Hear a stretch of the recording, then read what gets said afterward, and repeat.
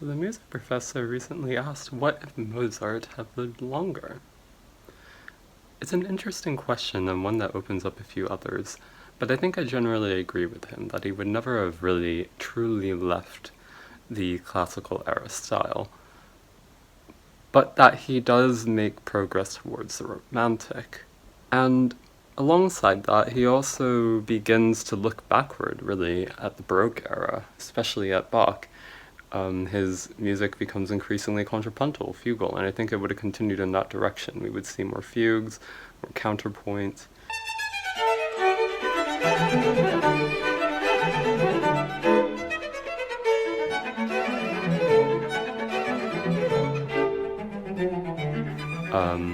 But with that sort of increased drama associated with the Romantic.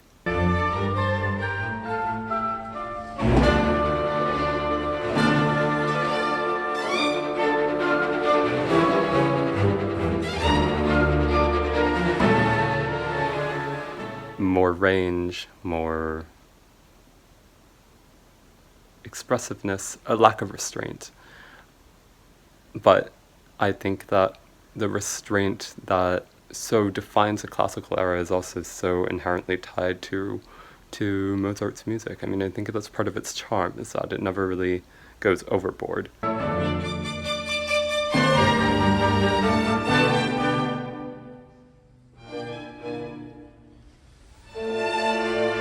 But it can still imply extremes without actually saying them.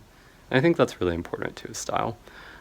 Even Beethoven, as a music professor says, doesn't really leave the classical era, but he does also dip his toes into the Romantic. This does, however, bring up an interesting question of whether we should even use the term Romantic at all. It has an interesting history. I think the Romantic era is the first self-aware era in the truest sense. There is a German literary critic who even refers to the era as Romantic. You don't really get that in the classical era, you don't really get that in the Baroque era or any before that. Obviously, medieval composers were not calling themselves medieval.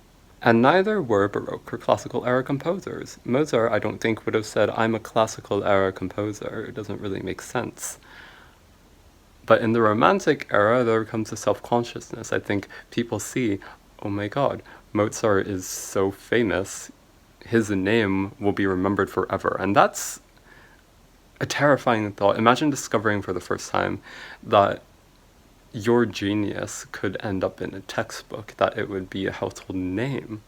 Think, for example, of the time that Beethoven refused to bow to a duke.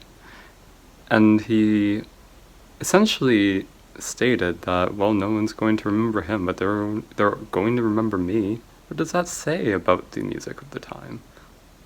It gives something to aspire to, but it also gives something looming over your head as you compose. Is my music revolutionary enough? Does my music say something? Does my music truly contribute to art?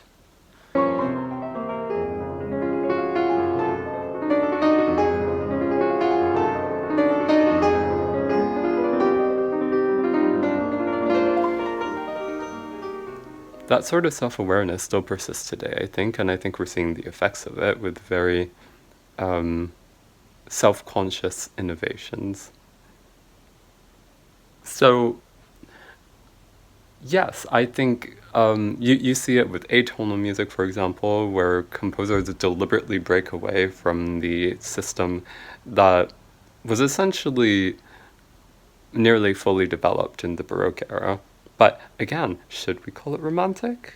It's an interesting question, because if I remember correctly, Dr. Brandon Conneval of the University of British Columbia did say that he does not use the term Romantic era academically, he uses the term long 19th century. And that's interesting because, yes, can we really call everything from that time period Romantic? Does it all fit those criteria? I don't know. Even some composers during that era are already, for example, Satie, already goes into this new sort of abstract floating style that sort of evades definition, at least in the romantic sense.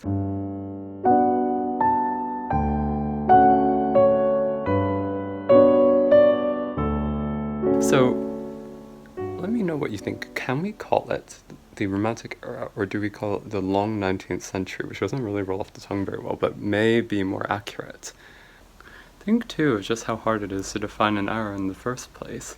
We can say that the difference between the Baroque and the Classical may be that the Baroque era is far more contrapuntal, but there are many non-polyphonic sections in Bach's music.